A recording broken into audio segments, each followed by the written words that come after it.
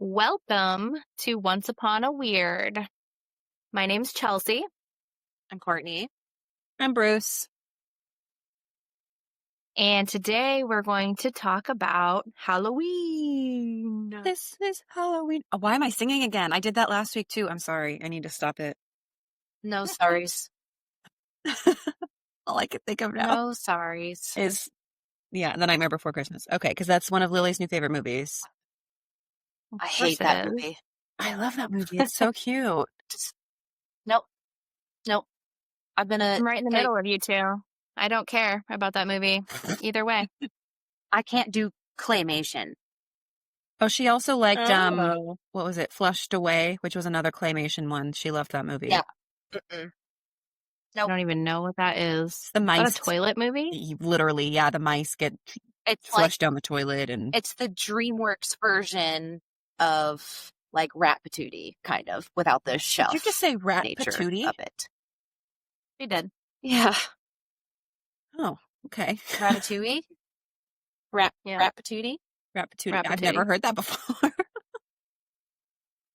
That's what we called it for the kids because they couldn't say Ratatouille. So we said, do you want to watch Rat Patootie? And they were like, yeah, they could say Rat Patootie. Probably get the message across better. Yeah. Well, yeah. All right. We're talking about Halloween. All I could think about when I was doing research with what I wanted to do was us trick-or-treating when we were kids. And like our parents would be like, hey, bye. And we just went trick-or-treating with our pillowcases. And like, I was thinking about doing that with our kids now. And it's like, hell no. What? No, I go with my kids. They don't even trick-or-treat here. Like, I have put candy out at the end of our driveway because we have kind of a long driveway and it's dark at night. So we put a bowl at the end and we were like, okay, there's a plastic bowl. So if someone takes the whole thing, it is what it is.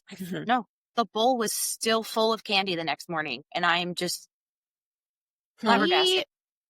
Our neighborhood doesn't get a lot of trick-or-treaters anymore, which is crazy because we have a really good neighborhood for trick-or-treating, I think. I think you do too, actually.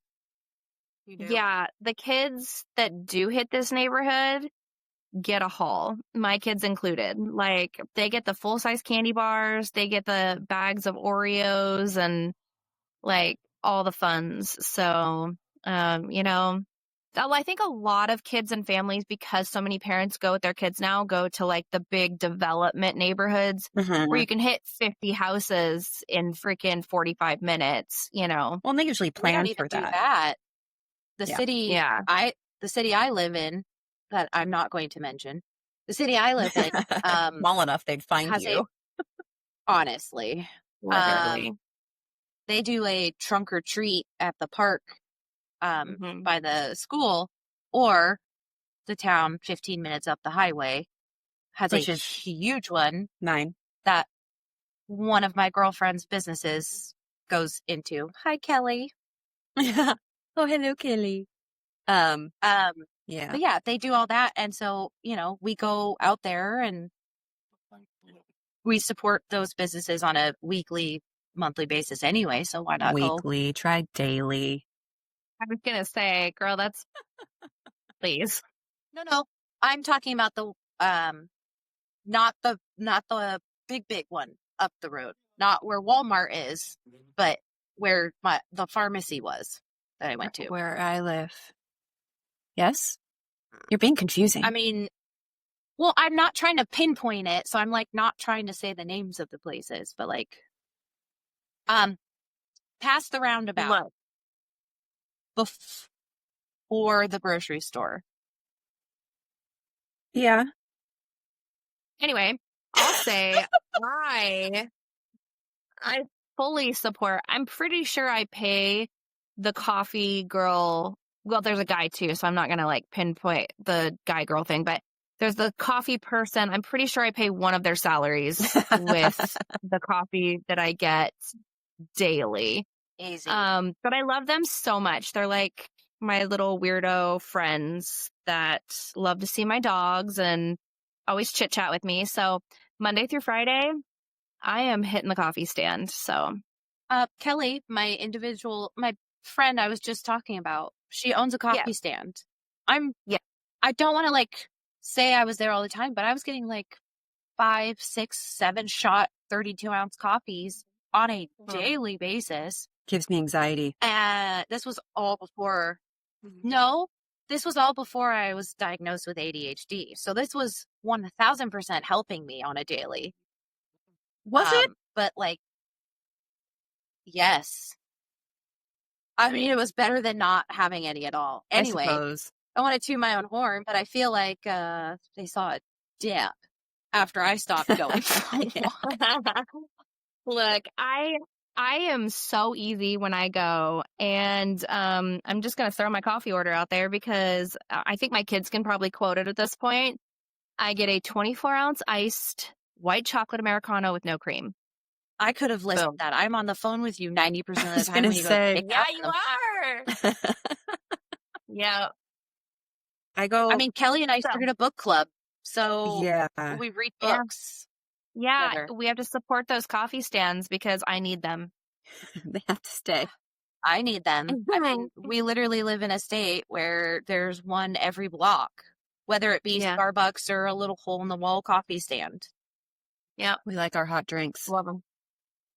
I like my iced drinks, but coffee in general is just, it's a food group for me. Mm-hmm. Are you an iced girly all year round, or do you mix it up hot, cold? So 98% of the time I'm an iced girly. There are mornings, because during wrestling season, I'm going indoors, iced, and ice kind of still tastes the same. Even though it's getting watered down, it's still, for the most Still part, tastes the yummy. same.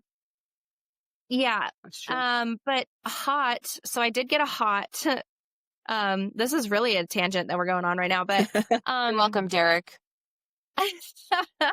I did get a hot, for a softball tournament, that my husband was at this last weekend. And, I don't know if their cups just are not ready for hot coffee, but my lid just kept popping off every time I'd grab the cup, It's dangerous. and I spilled Don't like I that. spilled everywhere, and I was a little upset about it. But it was good. But I needed the warm because it was super windy, and I liked it. But no, 98% of the time iced coffee. And I think Rob is pretty shocked when I hit up the hot coffee. I'm a hot coffee Yeah. girl. It's got to be hot. Like, especially first thing in the morning. I'm like, it's like almost a rite of passage for me. Unless I'm like sweaty and it's like gross hot, which it gets sometimes, then I'm like, iced sounds so refreshing. But most of the time, our mornings are pretty chill. And so I want hot. Always. I don't mind a good cup of hot. It has to be at home though. Like It's the only time I I have a drink cup- hot coffee is at home. yeah, same. But not the only time, but most of the time. Anyway, I'm a coffee snob, if you will. And once I find my coffee, I'm stuck. So Bigfoot is my coffee stand. Yeah. I still need to get that recipe for like Christmas in a cup, whatever that blended chai thing is that you got me. It's a blended chai, and it's half spice, half vanilla. And Sounds like a man, cookie. Kimber, please. Right? Love it. It does. It tastes like Christmas. It does. Um, Delicious. it's so good. Huh. Well, all It's right. like Ashton Kutcher in Open Season when he's drinking the coffee. This is definitely not a Christmas episode. This is Halloween episode. Yeah. Halloween. Gotta get maybe a smidge dark. Just it's Halloween. It's Halloween. All right. Well, Never mind. what? Nope. I was gonna say something and then I'm just gonna let it ride out. Okay. It was more of a statement, but it doesn't make a difference. Okay. I was going to say that this week Chelsea is going to kick us off with whatever the fuck Chelsea's going to kick us off with. All right. So, because it's Halloween, I kind of wanted to talk about the origin of Halloween. And yeah, so we're gonna dive into that. Okay. It begins with a chill The kind that slips through the seams of your jacket and makes you turn to check a shadow that shouldn't move. It's late October, a season of dying light, of carved pumpkins glowing against the dark. But behind the candy and costumes, behind the plastic skeletons and fog machines, there's a story. A story that began thousands of years ago, long before the word Halloween ever existed. Tonight we trace its roots from ancient Celtic bonfires to modern suburban porches to uncover how one night became the bridge between the living and the dead. The night between worlds, the origin of Halloween. I love that. That's my favorite part of Halloween is that it's like kind of this thinness of the veil. I feel like every like thing that you look in as far as the history of it, that's what everybody agrees on. It is a thinning of the veil between the spirit world and our world. Yeah, absolutely. All right, our journey begins in a world without calendars as we know them. Iron Age Europe, more than 2,000 years ago.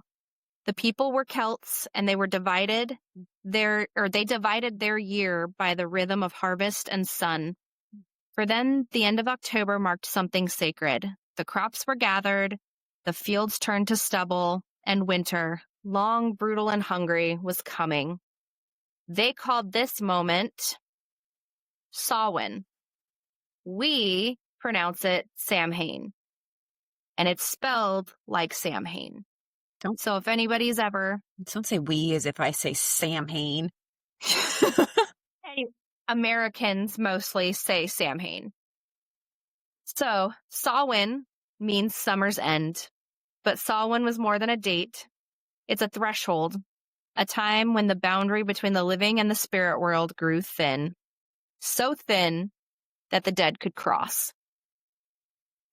Villages would gather around enormous bonfires built on the highest hill. Animals were sacrificed for protection. Families offered food to wandering spirits. Flickering torchlight reflected on faces wearing grotesque masks. They were meant to scare away whatever might crawl through the veil. In those flames, they believed, lived both danger and hope. The dead might return to visit, but so could darker things. To survive the night between the worlds, the Celts honored the spirits, disguised themselves, and prayed the coming winter would be kind. Centuries passed, empires rose, and the Romans, when they conquered Celtic lands, brought their own rituals to the mix. One was Feralia, a day to honor the spirits of the dead. Another celebrated Panoma, the goddess of fruit and orchards. Her symbol was an apple. You might recognize her in a Halloween tradition that's lasted hundreds of years, and that's bobbing for apples. Oh. So when Rome met the Celts, their beliefs blended. Harvest and death, fire and fruit, old gods and new saints. Then came the church. Ugh. By the 8th century, show up. The church is involved in everything. By the 8th century, Christianity was spreading across Europe, but the church understood something important. To replace a powerful tradition, you had to absorb it. So Pope Gregory III moved All Saints' Day, a feast for martyrs and holy figures, to November 1st.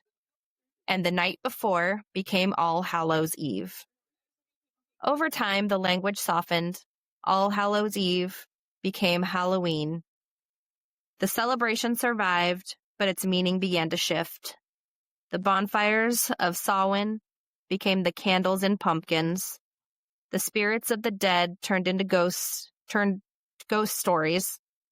And the costumes, well, they never left. Love me a good costume. Right? By the 1800s, Halloween crossed the Atlantic, carried by Irish and Scottish immigrants who brought their folklore into the New World. In America, the traditions evolved again. The mischievous spirit of the holiday, once about honoring ancestors, began to turn playful, even rebellious. And in small towns, young people celebrated Halloween with tricks more than treats. Gate stealing, outhouse tipping, and other pranks became so wild that by the early 20th century, communities needed a way to calm things down. So not much has changed is really what we're learning from this story. Exactly. They stole gates and tipped over outhouses instead of toilet papering people's places. You can't so. TP anymore, not in this economy. No, and you It's a can't egg TP people over either. than knocking over poop in my yard. So 100%. Then there's something to wipe it up with. The solution was to organize parties, encourage costumes, and most importantly, give the kids candy. Bribe the hell out of them kids is what they said. Yeah. consumerism at its finest. Trick-or-treating as we know it today blossomed after World War II. When sugar rations ended, candy companies thrived, and the suburban streets were filled with costumed children under porch lights. Each doorbell was a tiny echo of those ancient offerings left for the spirits. Each carved pumpkins, a distant cousin of the Celtic lanterns carved from turnips, meant to guide the lost souls through the night. I love Sorry, that. Kevin's trying to fall off the bed. So speaking of lanterns, there's the legend of Stingy Jack. Oh. According to Irish folklore, Jack was a clever but wicked man who tricked the devil more than once. When he died, heaven rejected him and hell refused him. So Jack was doomed to wander the earth forever, carrying a single ember and a hollowed-out turnip to light his way. I'm just going to take a second and say that, like, that's probably the coolest thing that anybody could ever say about me. Heaven rejected him and hell refused him. Please. The Please. devil had a restraining order. Right. Like, if I could only be that cool, let's be real. So he became known as the Jack of the Lantern, or simply the Jack-o'-lantern. Shut up. That's so When cool. the Irish, right? When the Irish arrived in America, they found pumpkins, larger, softer, and perfect for carving. And so every glowing grin on a porch today carries a flicker of that old legend. That's so funny. I didn't know that that's I where love that came that. from. I've heard the turnip one, but I'd not heard Mhm. the Jack one, and that was pretty dope. It's so cool. But beneath the candy and costumes, something deeper lingers. Halloween has always been about the space between the light and dark, summer and winter, life and death. It's the one night when we invite fear in safely. We play with it, we wear it, we give it shape. Because deep down, we still feel what the Celts felt. That sense, however faint, that something moves in the dark when the year turns cold.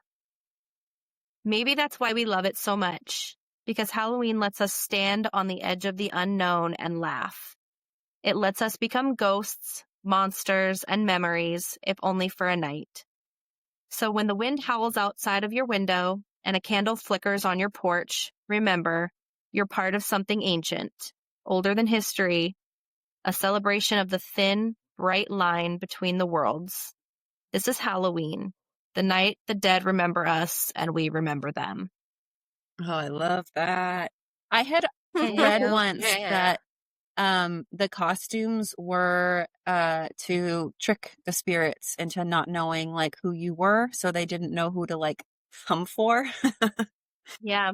Which Well, they again, can't that's take cool. the living if they think you're something different. That's true. Yeah. That's true. I did hear a story about the first Halloween party. It was in Kansas, and this lady was getting her garden destroyed every Halloween, and every time she woke up on November 1st, her rose bushes were like pulled, and so she like she held parties at her house for everybody. So she's like, if we know where they are, they can't be destroying my garden. And so it was just a small town in Kansas, and at first they were like, oh no, and then the next year all the kids like in October were like, are you gonna have that party again? And she was like, you betcha. I love my if you're not begonias. messing my stuff up. Right? I want my begonias to actually stay where I plant them. Thank you. So, yeah, that's insane. I didn't know that about the jack-o'-lantern. I knew it about the radishes, and then Yeah, old Stingy Jack. I'd love to Fucking Jack. hear like if anybody has some really fun traditions and stuff that they do. I feel like our like traditions are more rooted in Christmas. So we'll definitely go over that when that time comes around. But I would Oh, love to hear yeah. if people have those like things they Mhm. have to do every year. Like we do the pumpkin patch, which is cool. But like, is there anything that you Yeah. like have to do every year because it's Halloween or your whole family did it or it's just something that means something to you? Like I would love to hear from other people and see, you know, what do you do for Halloween? Yeah. We were not raised. I mean, we went trick or treating and stuff, but like Halloween, just that was pretty much it. It was a night to keep kids out of trouble and going to fetch candy around the neighborhood. But that's pretty much as deep as it went for us. So yeah, I'd love to hear what everyone does for their family traditions or. Yeah, that'd be cool. All right. Choo-choo. Can you hear the train? Yeah. Mhm. Yeah. Well, it's loud I'll as hear shit. it here in a minute. Yeah. Yeah. Yeah. Yeah. And I'm sure you hear cars and stuff too. Cause yeah, when we were talking about trick or treaters and you both were like, our neighborhoods are great for it. I'm like, I live on a highway. So mine's not. I do not suggest you let your kids wander a highway to get some candy. So, all right. Well, I'm going to jump in then. And yeah, here we go. I'm not going to tell you anything. We're just going to dive into it. You ready? Let's go. Okay. Wonderful. So he escaped from coffins, from steel boxes at the bottom of rivers, from the goddamn like belly of the earth. But on Halloween night, 1926, the man who could break out of anything met something that really didn't care about locks. Houdini was not born Houdini. He was Eric Weiss. He was a Hungarian immigrant, dirt poor, kid magician, kind of hustling fairs with his brother until he learned how to make audiences just blow their minds, right? So by his 20s, he's dangling upside down over New Mind York freak. City. Huh? I said mind freak. Oh, okay. I didn't Like hear Chris what you Angel. said. Yeah, pretty much. He was kind of the original, right? So he's dangling upside down over New York City. He's slipping out of straitjackets while the crowd below screams. It's like complete mania over what this guy can do. And it was said that he didn't necessarily defy death, he humiliated it. And the world ate that shit up. So reporters called him the handcuff king because he could get out of handcuffs, he could get out of anything. Cops challenged him, engineers tried to build traps that could hold him, and none of it worked. So he had this manic faith that if he could control the like mechanics of his own suffering, he'd never have to fear it, right? Except that's not how bodies work. So then something that people might not know came the seances. So the early 1920s, people were still kind of bleeding from the First World War. Families were drowning in grief and desperate to hear from the ones that they had buried. And mediums smelled profit and Houdini smelled bullshit. And he watched his own mother die. He'd wanted a sign. He'd wanted it so badly that he attended seance after seance after seance and saw nothing but stagecraft and con artistry. And it made it personal for Aw. him. And That's sad. I know I was fascinated when I started reading this because I like obviously everybody knows, you know, Harry Houdini, right? But you don't know this stuff behind it all, right? Yeah. And so he took it upon himself to tour the country exposing mediums. Like he would reveal like hidden things under the tables or magnets inside these like spirit bells, you know, all these different like tricks that these people would use. He made it his personal goal to expose all of them. I love that for him. I know. Like that again, that's why I like read about it and I was like, shit, no, I'm doing this one because this is such a good story. Yeah, I love that for him. But he like but it went so much further than that. Like he printed diagrams to like explain to people how it works and he wrote essays. He actually testified before Congress for them to pass a law to make it illegal for mediums to like take advantage of people that are grieving. So he took it really far. And basically he said, if you can talk to the dead, do it under controlled conditions. Otherwise, shut the fuck up. So, which I respect. Valid. Yep. So, yeah. In the 1920s, that's dope as hell. In the 1920s, exactly. And so for him, it wasn't really like a publicity stunt. It was more like a personal kind of crusade.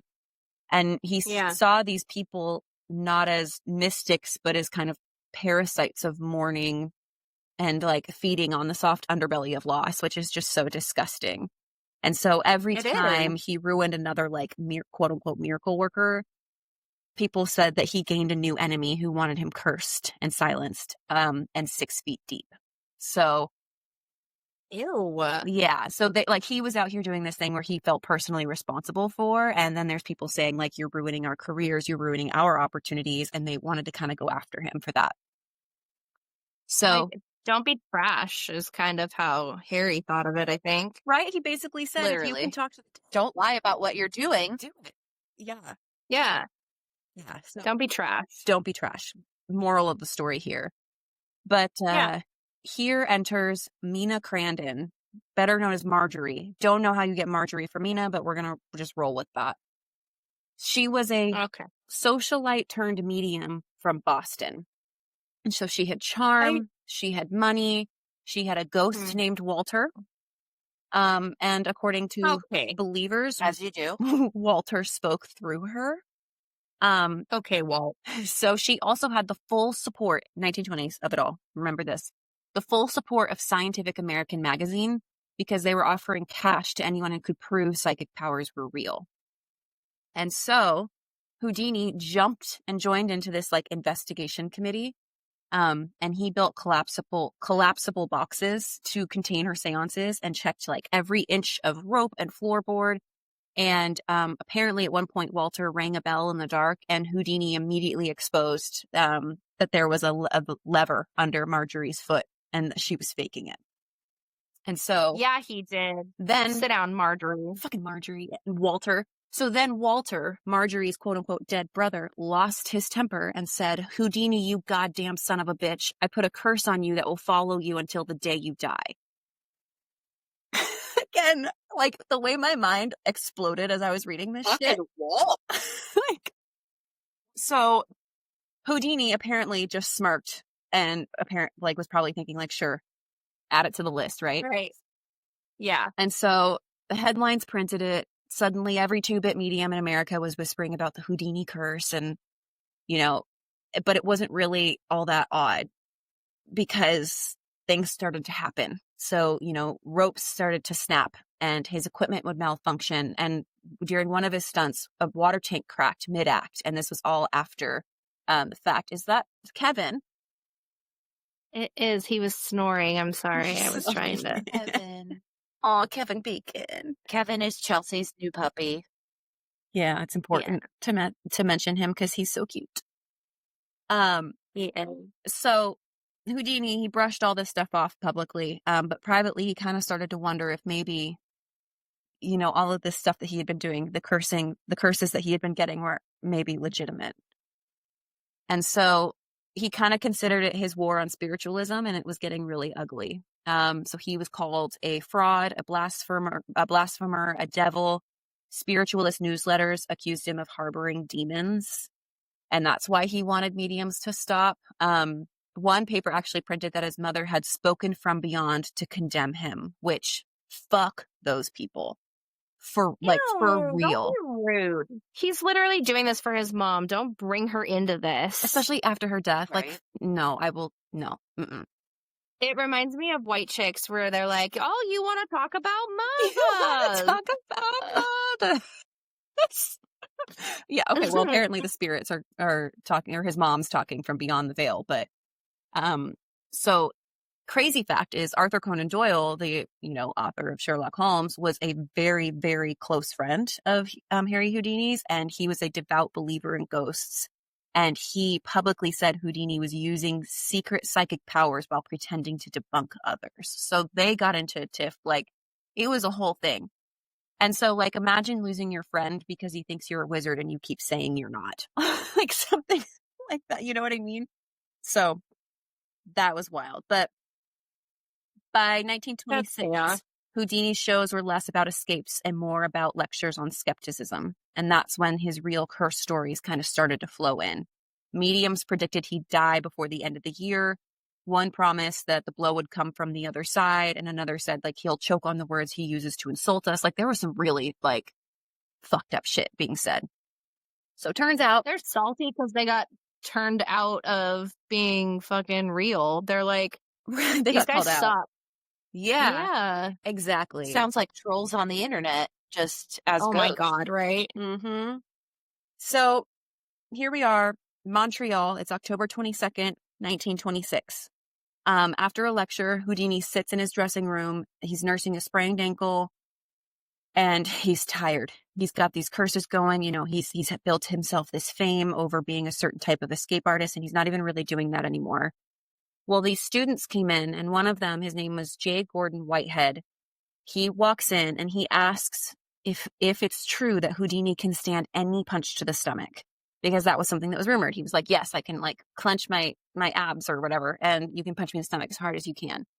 And so Houdini nods, and before he can brace himself, this kid pummels into his stomach like multiple times, 4 or 5 times, just punching him as hard as he can.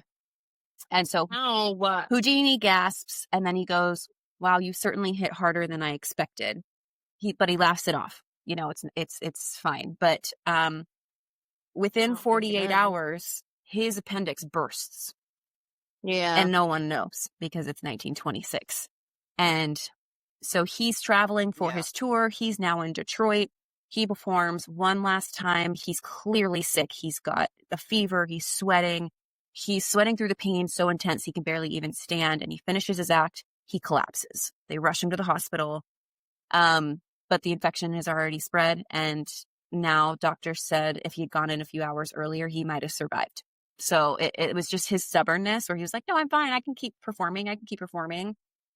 But of course, he did not. Houdini died on October 31st, Halloween, because irony is ironic. So news explodes. Houdini's dead on Halloween, right? It's everywhere. Mediums celebrate because they're like, oh, he got what's coming to him. But they print that the spirits finally got their revenge. The Boston Post runs a headline calling it the Houdini curse fulfilled. People who had once paid to watch him escape water tanks now whisper that maybe he just didn't escape this one. And it got really like impersonal. But here's the wild thing. Some of them still swear that every Halloween since strange knocks echo during seances held in his honor. And even now, people claim to hear 3 knocks during Houdini seances, the same number of punches that he took to the gut. So it was 3. Coincidence? Whatever, sure, but it's a fucking good one. So before his death, Houdini and Bess, his wife, made a pact that if either of them ever crossed over, they'd send a message back. And the code was simple, and it was Rosabelle Believe. And it was from a love song that they'd performed on stage together. And so for 10 Halloweens, Bess sat in darkened rooms waiting for that message. And every year she heard nothing but rain, thunder, and the sound of her own hope rotting. She said once that if he could come back, he would. And if he couldn't, it meant nobody could. And so on the 10th anniversary, 1936, on a rooftop in Hollywood, she held one last seance. And when midnight passed with no answer, she said, 10 years is long enough to wait for any man. So she blew out the candle. And in that instant, storm outside stopped and she moved on.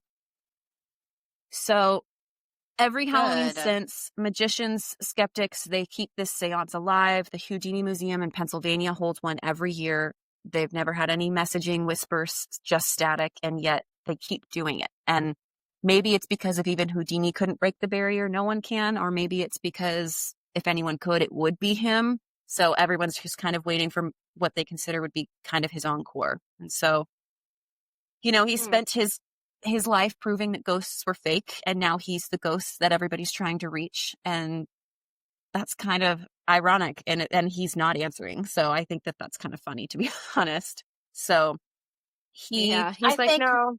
Yeah. I think maybe he was just comfortable enough with his spiritual nature and what he believed in that his spirit didn't need to linger. And so he kind of passed on. And because usually when you hear of ghosts, most people say they have unfinished business or their death was traumatic. And of course, his death was traumatic, but he understood, you know, for himself kind of what he believed, and he was pretty set on it. So, I mean, he could have just passed on. He could have. And Yeah. that's the kind of the question of like, of course, you have your skeptics that are like, the bitch got punched in the stomach 3 times. And like his appendix was already inflamed. And so then he got punched. And obviously, you know, that's going to kill you if How you don't many take care days? of it. How many days was it from the punch to death? 7. It was a week. And so he had an infection and it had Ugh. spread. Yeah. So, you know, it's kind of insane because he became this like myth and legend, and there was this curse that he was laughing at. And, you know, it all came down to maybe it was a curse. Maybe the curse was this student coming to his, you know, his dressing room or whatever. And I don't know. Even magicians, I guess, run out of tricks. But, you know, on Halloween this year, maybe raise a glass to Harry Houdini for trying to prove the fakes were fake and you don't manipulate people when they're grieving. And yeah, he was the greatest skeptic of all, and he's not responding to anybody, and I think it's great. I love that. Yeah. I do. To Harry. To Harry. Yeah, to Harry. That's cool. Yeah, I was really excited to do that one, actually, because I was stuck for a little bit because I was like, I don't want to do something stereotypical or something that a bunch of people have heard before. And then I found this and just went down a rabbit hole after rabbit hole after rabbit hole. So it was a lot of fun to put together. That is fun. That's a good one. It is a good one. Honestly, I probably pigeonholed myself when I was, excuse me, moving my keyboard out of the way because I keep bumping it with my elbow. I feel like I may have pigeonholed myself a little bit, so I kind of changed the verbiage. Sorry, I'm chewing on some Smarties. And I had one more that I found landed on my sweatshirt, and I put it in there, and now my mouth is watering really bad. But also, okay, tell me why, like, obviously, well, I'll let you get into it, Courtney. Sorry, you could drink your No, you're good. water. Why did I feel like, and maybe this is just my ignorance, I felt like Harry Houdini was like closer to our time than 1926. I didn't realize that he was born in the 1800s, like Chelsea, according to her daughter.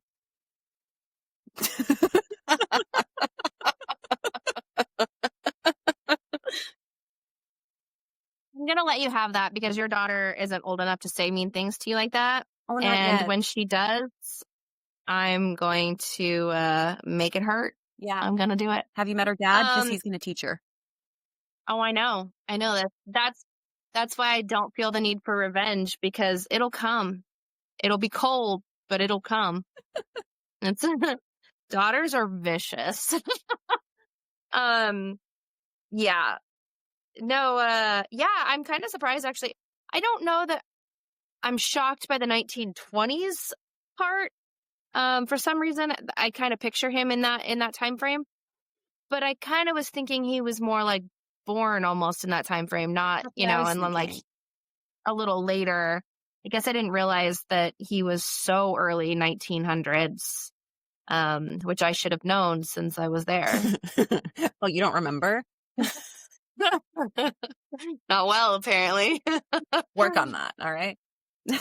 I need to. All right, Courtney, I'm sorry I interrupted you. Or is your mouth watery? It is. I still get nervous even though we're recording. Like, yeah, pretty sure my heart rate went up just a smidge when I was like, oh my God, okay, it's my turn. It's like when you're, you count the people ahead of you before you read in class. Yeah, so you're just sitting there anticipating. I practiced it like 3 times, and there are a few different languages in my writings. We're just gonna go for it. Dive on in. Yeah. Wonderful. So as I was saying, I kind of changed the verbiage when I was looking for my story topic.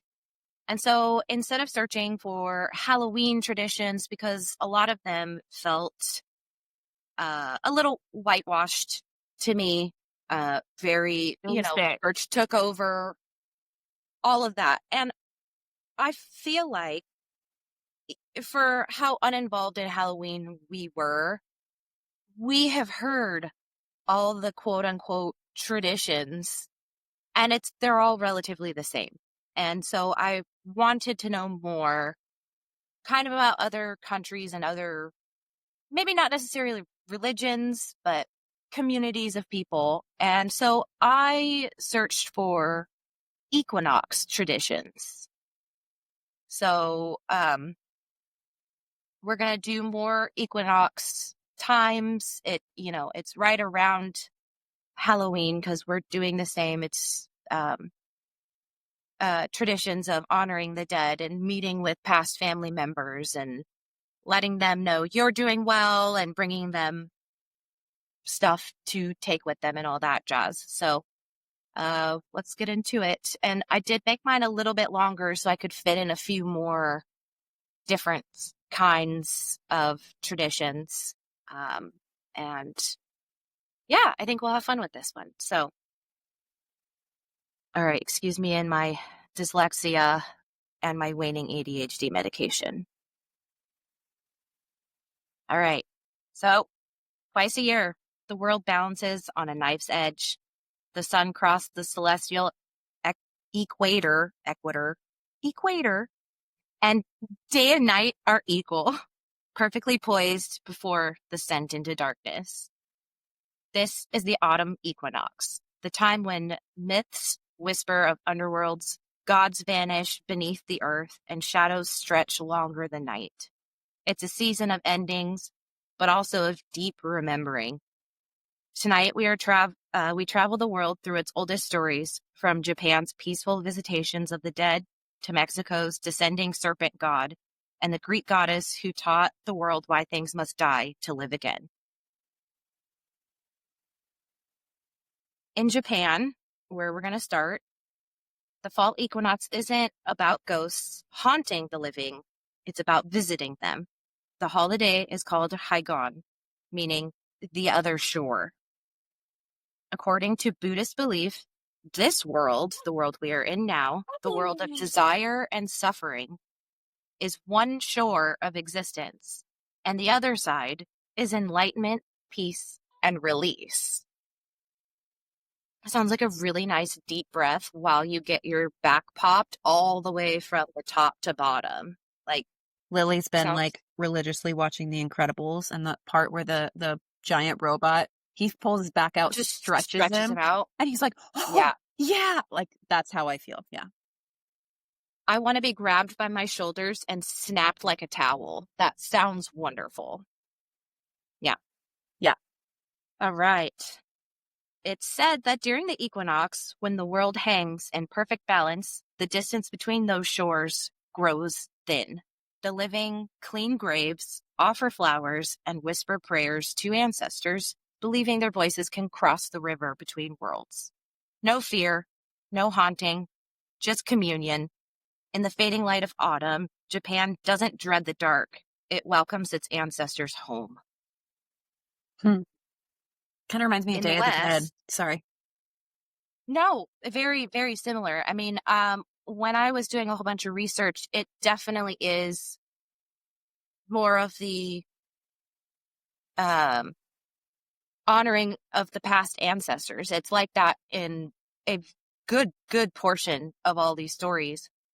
Can't remember if I had decided to include it or not, but there's one in South America that I've seen a couple different documentaries on where they make a shrine in their home, but they use the skull of the person who died. Oh, I have heard of that. They name them, like they give them names, and if their like significant other was there, they can take it with them places, and then okay. It's like it's an honor. You have your relative living with you in their afterlife, you know. It's definitely not something like the Western world, I feel like, is afraid of all of that. And I would agree with that. I do think that we fear death versus celebrating life, you know? yeah, and a good other cultures do, and it's these equinox traditions that tend to show that we're united on a lot more things than we believe we are different in. So All right, so now we are moving over to Greece and Italy, and it's the Persephone and the Descent of Light. So far across the sea, the Greeks told of Persephone, the maiden of spring, who was stolen away by Hades, god of the underworld. To be fair, I do want to slip this little tidbit in there. Depending on what book you read, Hades doesn't steal her. What? Just kidding. 12 my book girlies, smutty books. I can't tell you how many of the smut novel series that I have seen of the Hades and Persephone. I don't know if it's just an easy thing or what, but anyway, when I was going through my Audible trying to find a book last night, I was like, wow, there's a lot of Hades stuff. Like, I don't know if it's because of my searches or just something. I was going to say, They you were probably like, saw "Here." it because you've been looking at it for a while. It's very possible. Yeah. All right. So Hades, Persephone in the underworld, and Persephone's mother, Demeter. I believe she's the goddess of harvest or goddess of, we're going to go with goddess of harvest.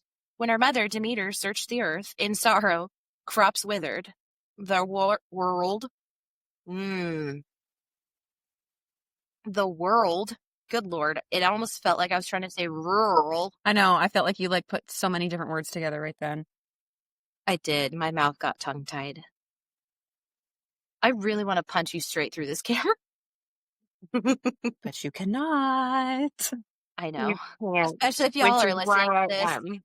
I'm hoping to God I can get this up on YouTube by the time this comes out next week. No need. It's fine. It's fine. Okay.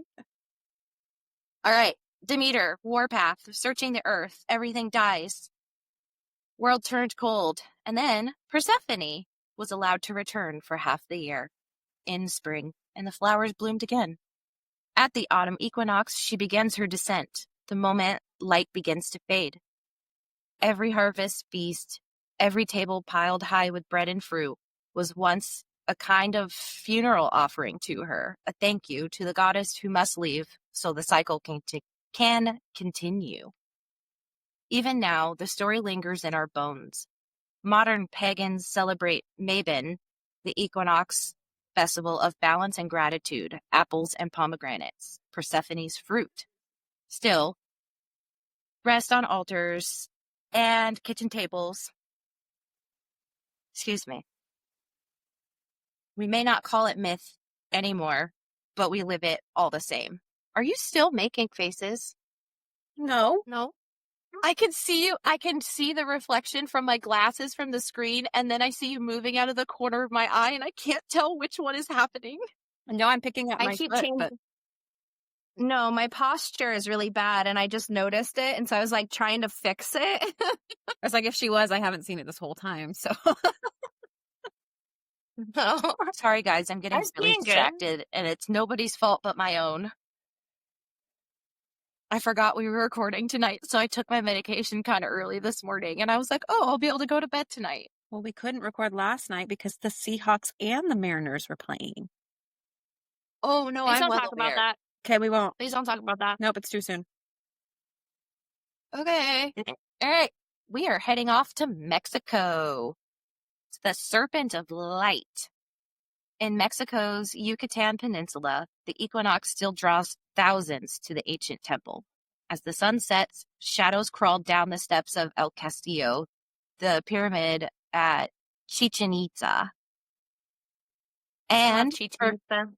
it's beautiful. I wish we could have gone. I mean, Isn't it the one in Tulum? yeah. Yeah.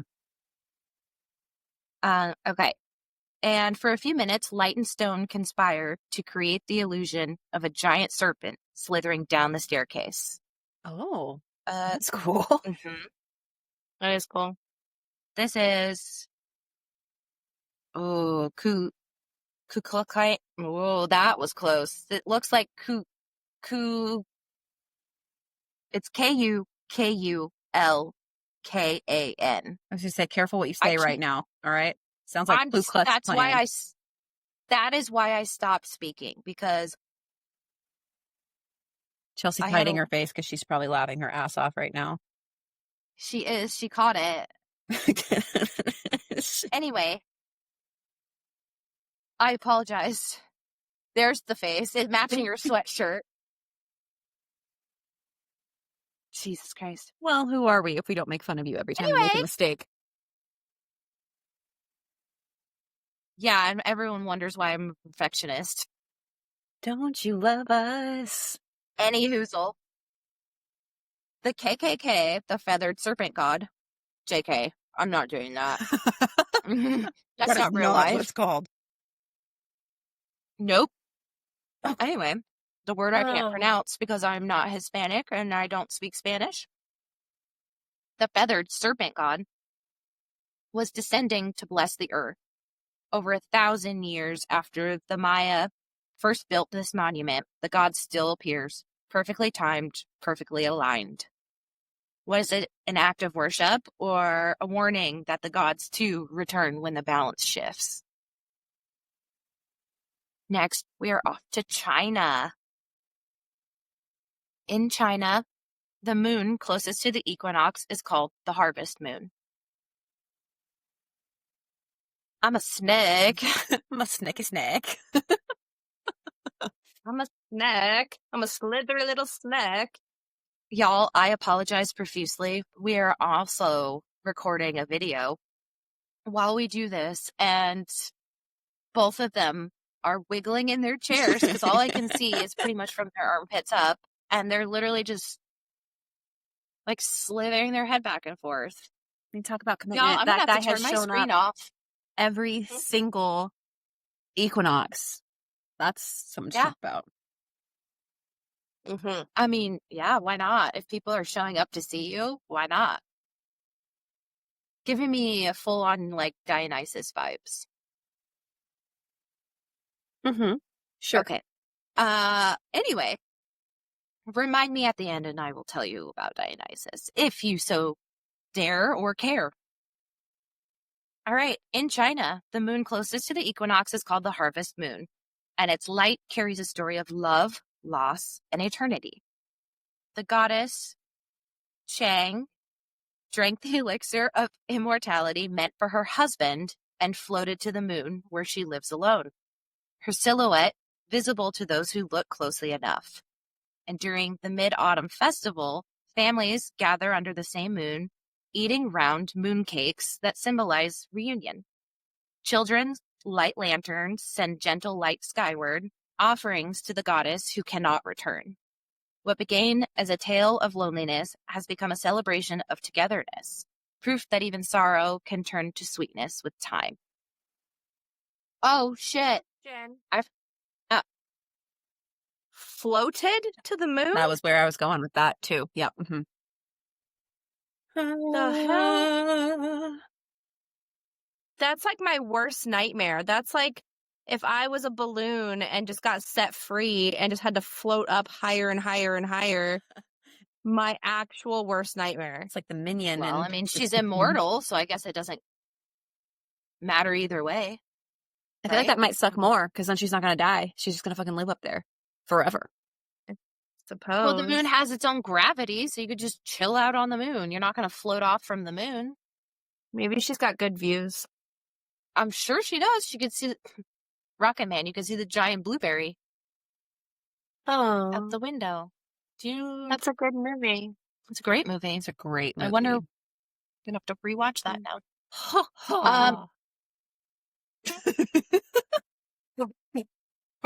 We're gonna do it the way I like to call it, the right way. Oh, I need to bring That's that back. Yeah. Yeah, we got to watch Yeah. that We're gonna movie. do this in the way that I like to call the right way. The right way. Yep. Mm-hmm.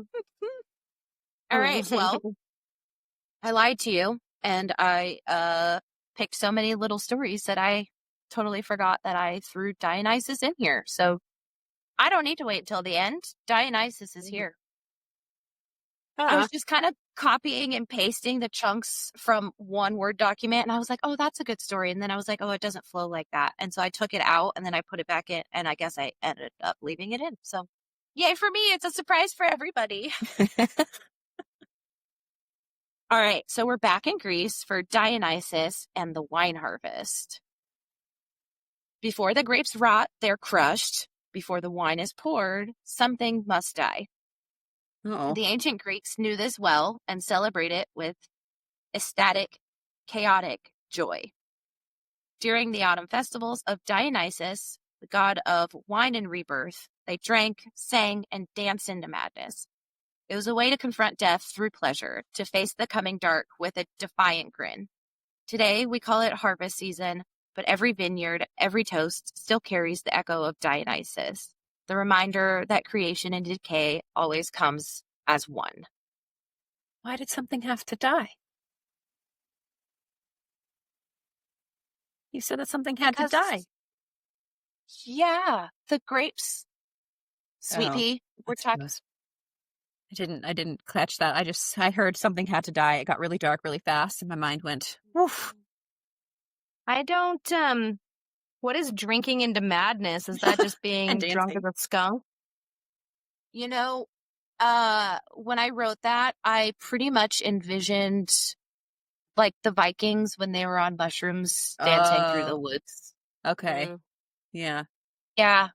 I mean, because Dionysus is not only um the god of wine and rebirth, he's also the god of music and celebration. So he's kind of a big deal and he likes to party. So that He kind does of like gave to me party. I get it, I we guess. like to party.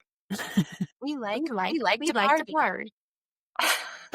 Meanwhile, I still can't get we want to talk about mothers out of my We head. want to talk about mothers. We have 3 more. So I told you I did make it a little bit longer. Right now we are going to more Celtic modern Wiccan traditions. So we're doing Mabon. Mabon marks the turning of the year's wheel, the last feast before the long night. It's not a time of mourning, but of balance. Altars are adorned with apples, corn, and wine. People give thanks for what they have and release what they cannot keep. It's the spiritual ancestor of Thanksgiving, but older, earthier, and wiser. Because Mabon understands something we often forget, that endings are not tragedies. They're part of the rhythm of the world. I like that. And Oh, I then, do like that. That's cute. thanks. North America. What? Thanks.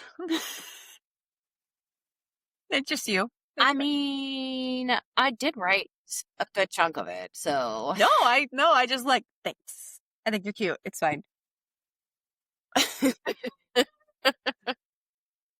So this one kind of just made me go, oh, okay, I didn't realize that. This one, we're back in North America.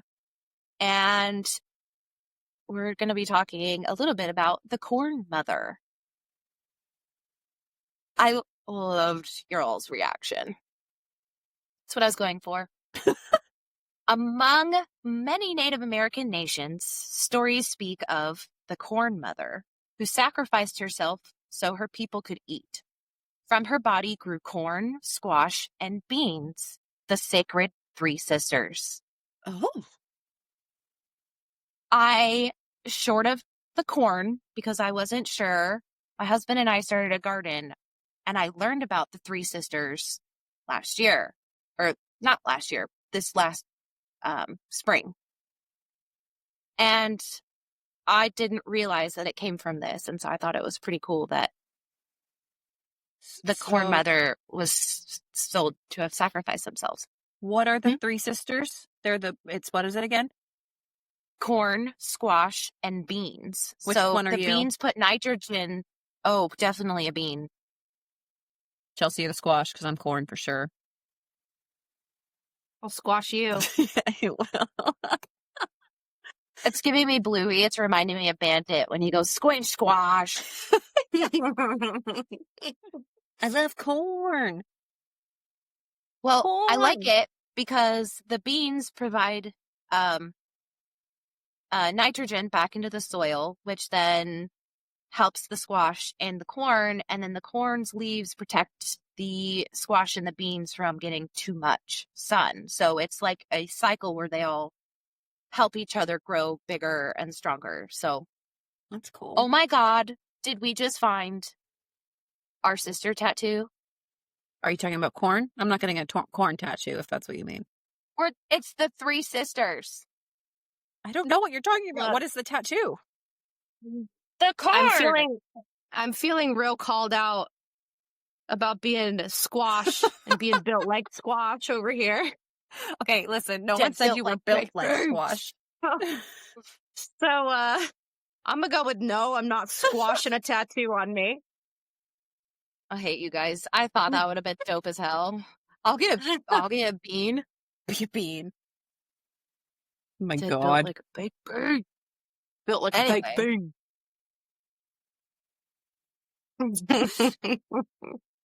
Okay.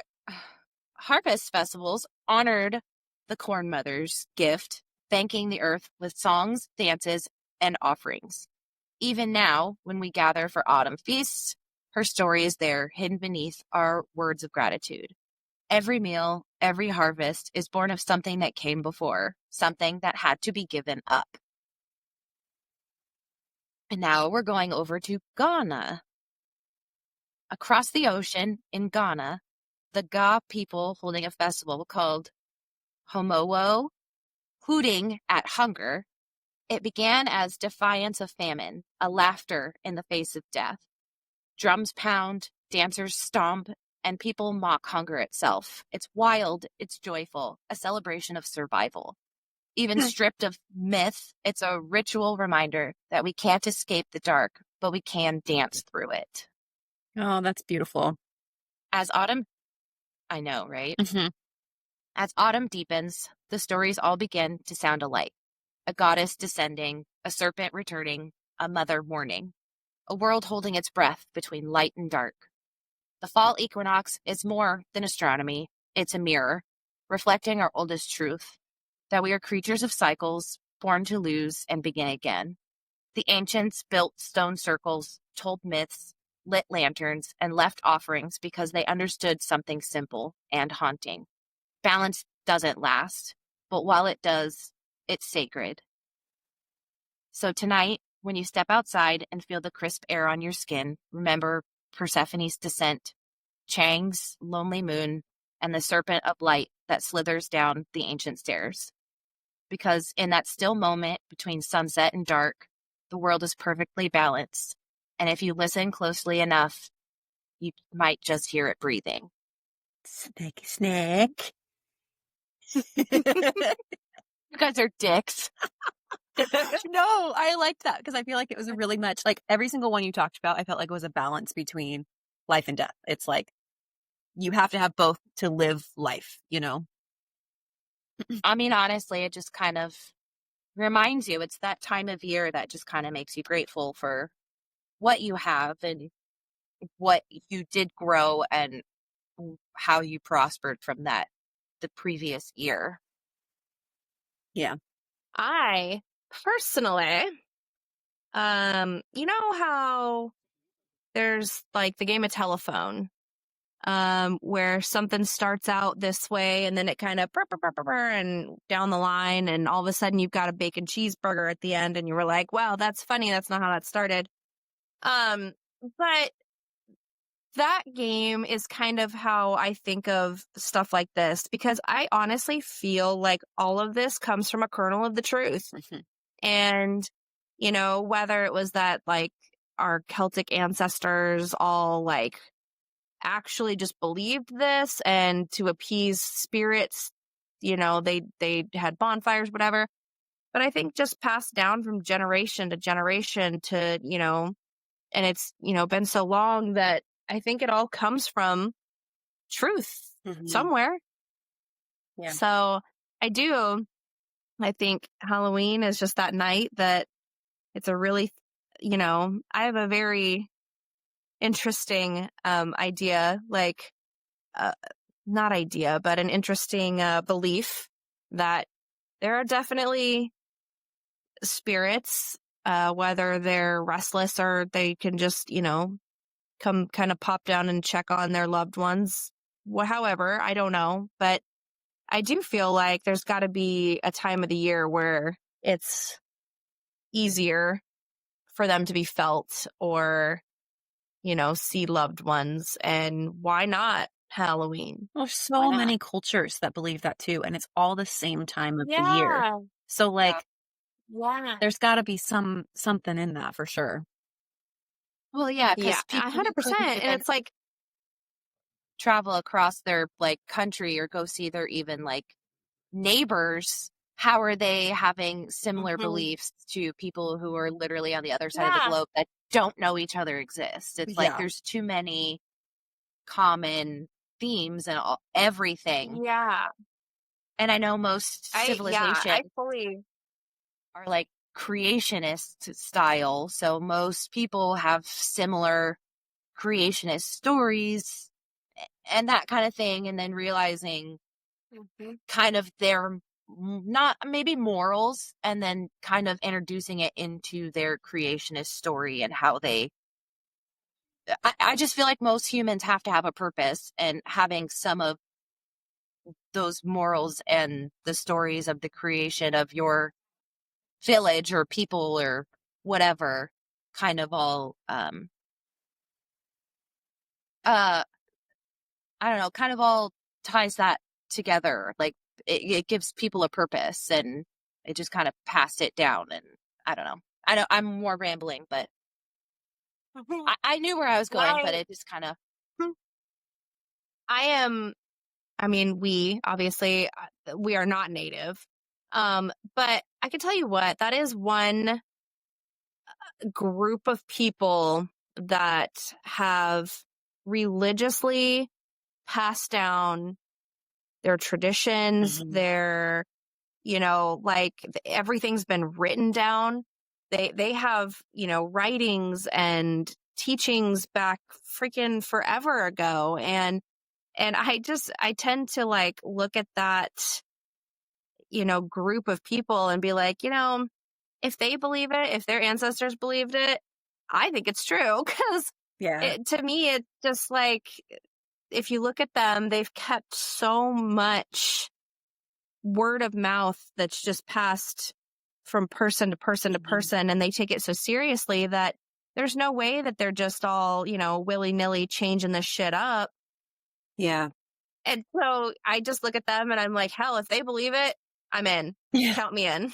Well, it's interesting you say that because, like you said, we're not native, but we did grow up in Washington. And so we kind of are surrounded by a ton of different tribes and like different, we were taught a lot about it in school and all this. But Courtney, it's like you said that it's almost basic instinct for humans to feel like they have a purpose. And there's something about the natives that I love because their idea is that you do not need a purpose.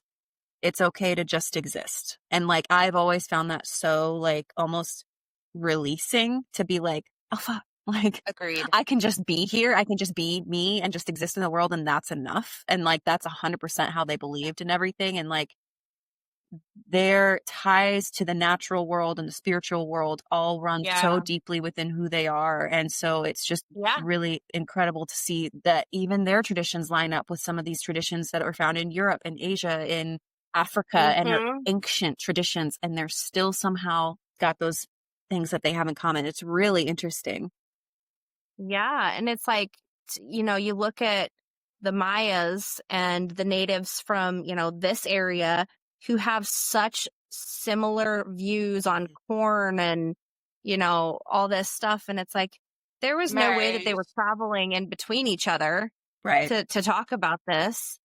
And so it's so crazy to me that, it's similar. Some of their stuff is similar. And so, Very yeah, similar. to me, I've always just kind of looked at the native beliefs, like, and I don't know all of them, so I'm not claiming that, but, the things that I am privy to yeah, I just look at that and I'm like, you know what? Yeah. If their ancestors have said that this kind of stuff has been going on since the dawn of time, count me in. I'm in. 100%. I 100%. believe. Yep. I believe. Because, like, yeah, I feel like they're one of those people that has meticulously passed stuff down. You know, and I know there's other people. I'm just kind of drawing off of the natives because I hold them in such high regard. For Well, and I being feel so like spiritual and part of their land, and you know, so They're spiritual without being yeah, religious and shoving it down your throat, which is what we've all experienced. yeah. And I think you can be spiritual without being part of a religion, but a lot of us weren't, you know, taught that. Anyway, long story short, I think very highly of all Native Americans. I think they're amazing. I think their religion, culture, I don't even know if you can call it a religion, but yeah, their culture, all of it is just beautiful. And again, like I said, if they say it happened, I believe it. Scouts honor, I Agreed. believe you. Yeah. Yep. Well, I'm going to plug them there. If there are any tribes, we talked about this a little, I think, in episode 1, that you Yeah. live near, that you know about, that you can donate to, you know, any kind of programs near you where the tribes themselves receive benefits, whatever have you, go for it because they need it. And Yep. that's, you know, And just support them. Like, we don't you really want know, to see those I don't, cultures go away. never, Yeah. never. Yeah. But on that note, happy Halloween. This is Halloween. This is Halloween. Halloween.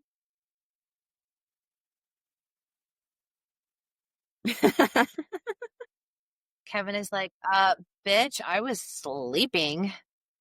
Is she Uh-oh. frozen? I think we lost Chelsea.